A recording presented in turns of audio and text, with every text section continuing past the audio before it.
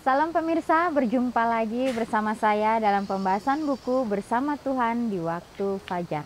Buku ini dituliskan oleh Nyonya Ellen G. White. Buku ini menceritakan dengan doa dan bimbingan darinya, kita dapat diyakinkan bahwa pada hari yang mulia itu, ketika Kristus kembali untuk datang ke dunia ini, untuk mengklaim miliknya, maka kita akan menunggunya di sana dengan tangan terbuka dan disambut kehadiratnya yang kekal. Inilah janji indah Kristus bagi masing-masing kita. Janji yang pastinya Dia akan tepati.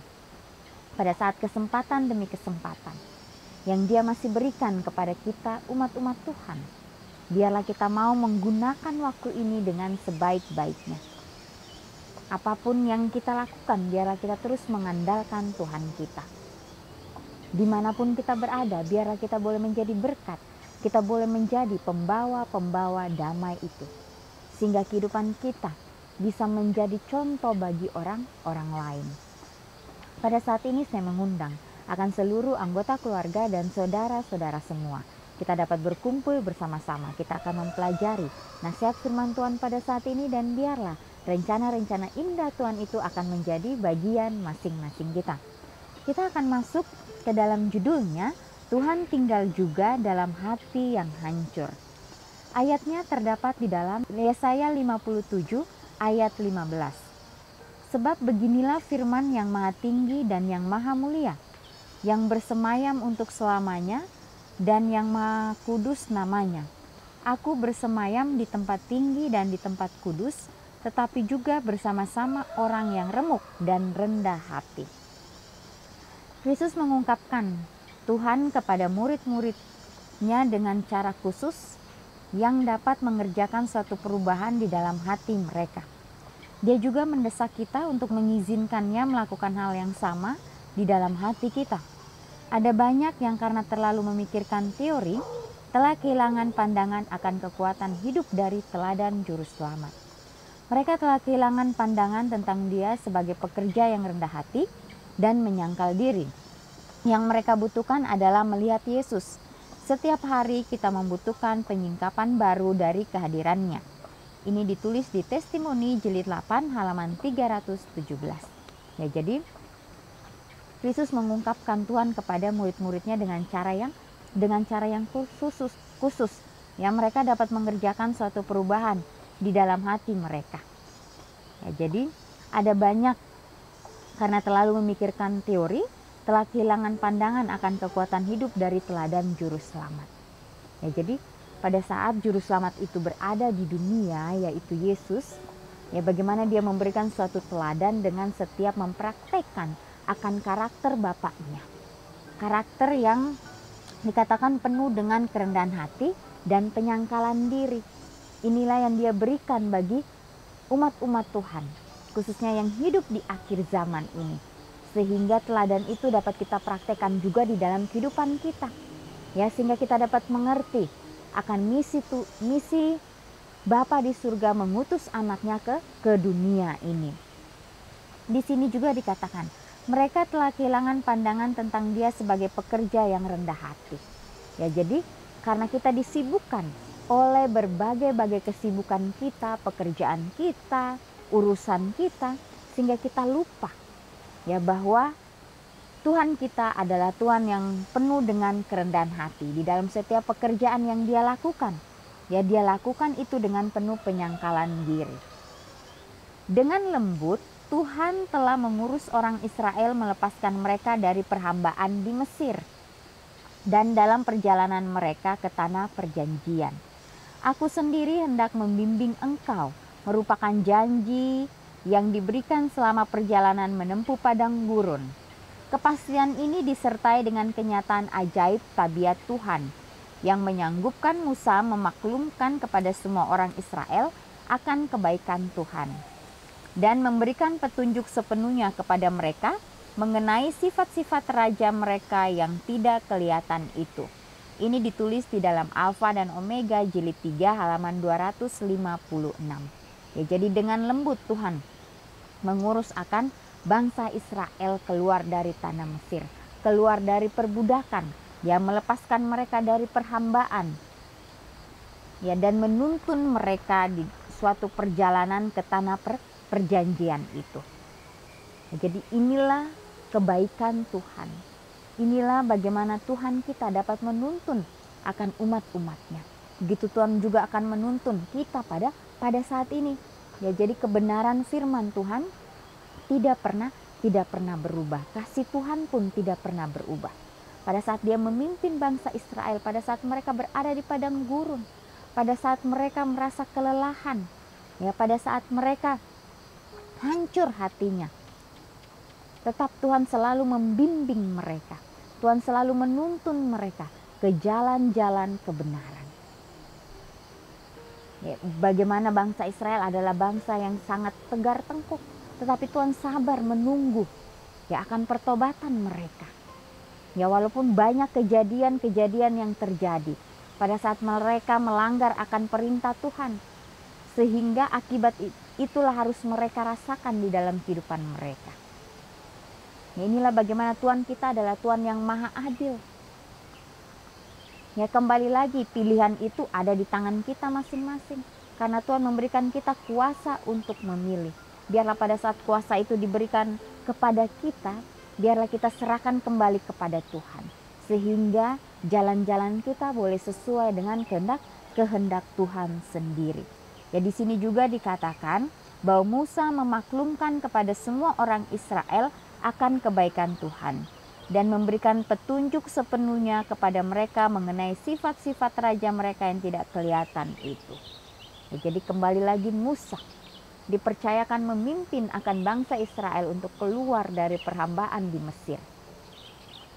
Nah, disinilah Musa ya harus membimbing bangsa ini. Musa dipercayakan. Ya, sehingga pada saat Musa menuntun bangsa ini, dia selalu meminta akan tuntunan Tuhan. Ya, kita tahu sebenarnya bangsa Israel ini harus menempuh perjalanan itu hanya 40 hari. Ya, tapi oleh karena mereka mempunyai sifat yang hanya mementingkan diri, mereka sangat tidak percaya dengan apa yang Tuhan sudah tuntun bagi masing-masing mereka. Sehingga mereka harus berjalan selama 40 tahun.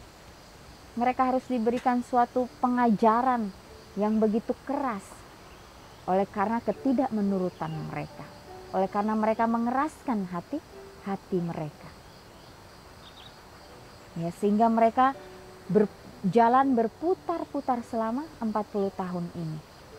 Begitu pula dengan Musa. Ya, pada saat Musa sebelum dia memimpin bangsa Israel ini, Musa juga harus diberikan suatu pendidikan. Dia harus mengembalakan domba-domba selama 40 tahun juga. Ya, sehingga pelajaran itu ya selalu menempel di diri daripada Musa ini. Musa harus membimbing domba-domba itu sebelum dia harus membimbing akan umat-umat Tuhan. Ya, jadi suatu hal yang sangat menarik yang Tuhan berikan kepada Musa dan juga bangsa Israel. Sehingga kehidupan kita ya tidak harus berlama-lama sebenarnya. Karena mengikuti Tuhan itu kalau kita mau, maka kita akan mendapatkan suatu kebahagiaan yang Tuhan sudah janjikan bagi kita. Ya, jangan sampai kita mengeraskan hati, jangan sampai kita melawan, jangan sampai kita menutup pintu hati kita. Sehingga hal yang seharusnya sangat mudah, kita sendirilah yang memperbuat itu sangat sulit di dalam kehidupan kita. Ini juga yang menjadi suatu pelajaran bagi saya secara pribadi. Sehingga kita sama-sama boleh mengenal akan Tuhan kita.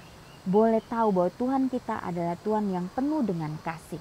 Tuhan kita adalah Tuhan yang selalu mengajarkan kita hal-hal mengenai kerendahan hati dan penyangkalan diri ini. Dikatakan Musa juga memberikan suatu petunjuk mengenai sifat-sifat raja itu. Ya, raja itu adalah Tuhan kita yang ada di surga. Sifatnya yang begitu mulia, sifatnya yang begitu agung. yang harus kita pelajari dalam kehidupan kita setiap harinya. Meskipun angin itu sendiri tidak kelihatan, namun menghasilkan efek yang dapat dilihat dan dirasakan. Demikian juga pekerjaan Roh Kudus pada jiwa akan nyata pada setiap tindakan orang yang merasakan kuasanya yang menyelamatkan. Ketika Roh Tuhan menguasai hati, terjadi transformasi hidup. Pikiran jahat akan disingkirkan, perbuatan dosa ditolak. Kasih, kerendahan hati, dan damai mengambil alih amarah, kebencian dan perselisihan. Sukacita mengganti duka cita, dan wajah memantulkan terang surga. Tidak seorang pun melihat tangan yang mengangkat beban yang terlalu berat, atau melihat terang turun dari takhta surga. Berkat datang melalui iman, kalau menyerahkan jiwa kepada Tuhan. Ini ditulis di dalam Amanat kepada Orang Muda, halaman 190. Ya, jadi pekerjaan Roh Kudus itu sangat nyata. Walaupun di sini dikatakan dia itu tidak kelihatan, namun menghasilkan efek yang dapat dilihat dan dirasakan. Itulah pekerjaan daripada Roh Kudus kepada setiap jiwa yang mau untuk datang menyerahkan kehidupannya hanya kepada Kristus. Jadi sudah sangat jelas nasihat firman Tuhan pada saat ini.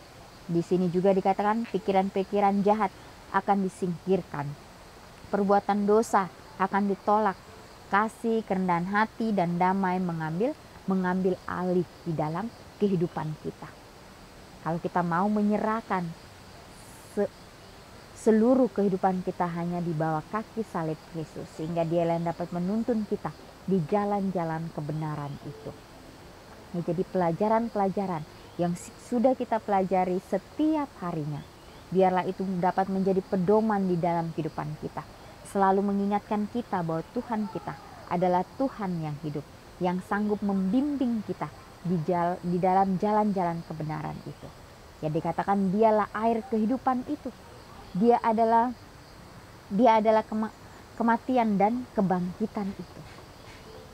Ya, biarlah kita mau menyerahkan kembali kehidupan kita hanya kepada Tuhan. Biarlah dia dapat membimbing kita di air yang tenang itu, sehingga kita dapat merasakan akan kasih-Nya Kristus di dalam kehidupan kita setiap hari. Jadi pelajaran demi pelajaran yang kita sudah pelajari saat ini, ya biarlah ini menjadi suatu kekuatan bagi masing-masing kita. Di sini juga dikatakan Kristus ya akan bersama-sama orang yang remuk dan rendah hati. Jadi kembali lagi, biarlah kita mau dituntun, sehingga apapun yang kita lakukan kita terus mengandalkan akan Tuhan kita. Biarlah setiap teladan-teladan yang Yesus sudah berikan pada saat Dia berada di dunia ini, dan juga dari setiap tokoh-tokoh yang ada di Alkitab, ya pelajaran yang sangat indah, ya walaupun banyak kekurangan, ya tokoh-tokoh di Alkitab ini banyak kekurangan di dalam kehidupan mereka, tetapi biarlah kita mengambil sisi positifnya, sehingga kita dapat menjalankan itu di dalam kehidupan kita. Kita juga sebagai manusia biasa ada kekurangan kita, ya tetapi Tuhan tidak melihat semuanya itu. Tuhan melihat hati kita. Ya kalau kita mau untuk dipakai, ya pastinya Tuhan akan menggunakan kita sesuai dengan kehendak-Nya. Biarlah kita terus mau datang kepada Tuhan, menerima akan janji-janji-Nya yang indah itu. Dan juga biarlah pada saat kita membuat komitmen kita hari demi hari, biarlah komitmen itu dapat kita hidupkan di dalam kehidupan kita. Sehingga dimanapun kita berada, kita boleh menjadi pembawa berkat itu bagi orang lain, bagi sesama kita. Ya karena inilah kehidupan Kristus. Dia datang ke dunia ini sebagai teladan, memberikan teladan yang sempurna kepada kita, umat manusia. Walaupun kita jatuh di dalam dosa, tetapi pengharapan diberikan bagi masing-masing kita. Biarlah hari ini ya kita boleh membuat komitmen kita. Biarlah kita doakan itu dan kita jalankan di dalam kehidupan kita. Sehingga kita boleh menjadi berkat dimanapun kita berada. Ya pemirsa, Inilah nasihat firman Tuhan pada saat ini.